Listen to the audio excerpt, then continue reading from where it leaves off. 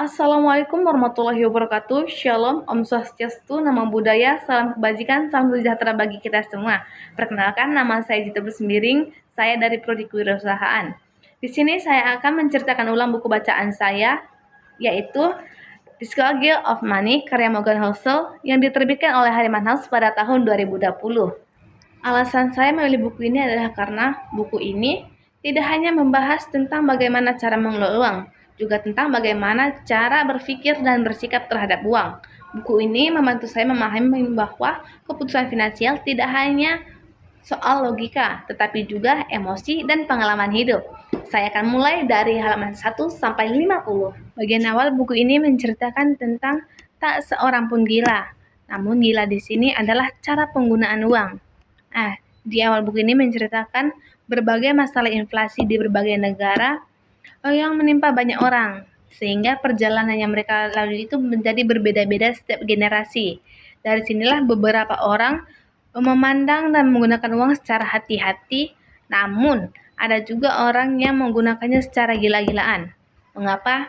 Nah, ini disebabkan oleh perjalanan hidup yang mereka jalani. Contoh perjalanan hidup yang berbeda itu adalah seperti orang yang hidup di tahun 1930-an di Amerika pada era depresi besar memengaruhi jutaan orang karena masalah ekonomi. Namun, ada yang tidak terpengaruh oleh depresi itu karena keluarganya salah satu orang terkaya sejak dulu. Contoh lainnya itu seperti orang yang hidup di Jerman pada Perang Dunia Kedua. Nah, di situ banyak daerah yang dibom habis-habisan dan juga Jerman hanya bisa memproduksi 1000 kalori per hari untuk warganya. Jadi, pandangan mereka mengenai uang itu dibentuk di era yang berbeda. Jadi, beberapa orang menggunakan uang itu berdasarkan pengalaman dan jalan hidup mereka. Jadi, apa yang tampak gila bagi kita, namun bagi mereka itu masih masuk akal. Jadi, inilah yang disebutkan tak seorang pun gila. Gila menurut kita, namun masuk akal bagi mereka karena perjalanan hidup kita dan mereka itu berbeda. Bab selanjutnya adalah menceritakan tentang keberuntungan dan risiko. Menceritakan tentang keduanya adalah realitas bahwa semua hasil dalam hidup dipengaruhi oleh kekuatan-kekuatan selain usaha pribadi. Keberuntungan dan risiko ini dialami oleh perjalanan pertemanan Ken dan juga Bill Gates, di mana mereka sama-sama mempunyai visi di bidang komputer. Mereka berdua bermimpi akan terus bekerja sama dan akan lanjut kuliah sampai Ken bisa menjadi salah satu pendiri di Microsoft. Namun sangat disayangkan, mimpi mereka berdua tidak akan pernah terwujud karena Ken Evans mengalami kecelakaan saat mendaki gunung dan meninggal, sedangkan temannya Bill Gates mengalami keberuntungan 1:1.000.000. Keberuntungan dan risiko terjadi karena dunia terlalu kompleks memperkenankan 100% perbuatan kita menentukan 100% hasil. Sebagaimana kita mengakui peran keberuntungan dalam keberhasilan dan juga peran risiko, yang dimana berarti kita harus memaafkan diri dan memberi ruang untuk memberikan pengertian ketika menilai kegagalan. Nah, halaman berikutnya adalah tak pernah cukup. Di sini menceritakan tentang Raja Gupta yang sudah mempunyai banyak sekali uang senilai mungkin ratusan juta dolar. Namun karena dia masih ingin uang yang lebih banyak, karena rasa tak pernah cukupnya, dia rela sampai-sampai mengambil risiko untuk mengejar yang lebih banyak lagi. Akibatnya, ia terjerumus ke dalam penjara karena insiden trading yang dia perbuat.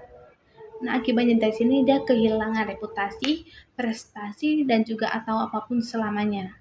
Padahal dari kecil dia ada anak yatim piatu yang sudah berusaha sampai umur 40 tahun menjadi CEO. Namun berakhir seperti ini karena rasa tak pernah puasnya, tak pernah cukup.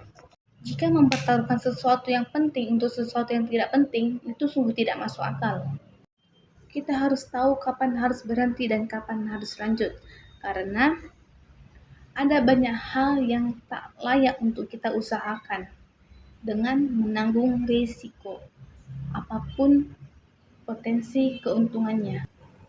Bagi saya, sampai halaman 50 ini sangat-sangat berkesan karena menyatukan cerita, masalah, solusi, apa yang kita harus lakukan dan apa yang harus kita hindari.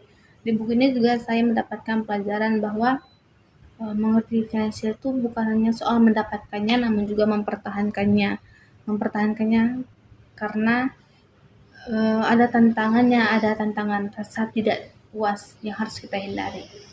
Dan harus kita ketahui kapan harus berhenti dan kapan harus lanjut. Karena semua itu berada di lingkaran kata cukup. Untuk kesan sementara terhadap buku ini cukup bagus karena menurut saya ini memberikan motivasi, gambaran dan juga solusi untuk kita di masa depan agar kita tidak merugikan diri sendiri seperti tokoh-tokoh yang ada di dalam buku tersebut. Contohnya si Raja Gupta yang tak pernah puas. Jadi kita harus menghindari hal-hal seperti itu, jika tidak kita akan jatuh ke titik penyesalan karena kita kehilangan semua apa yang kita dapatkan. Sekian cerita dari bacaan saya untuk tahap pertama. Selanjutnya di minggu ke-7 saya akan melanjutkan buku bacaan saya. Terima kasih telah mendengarkan.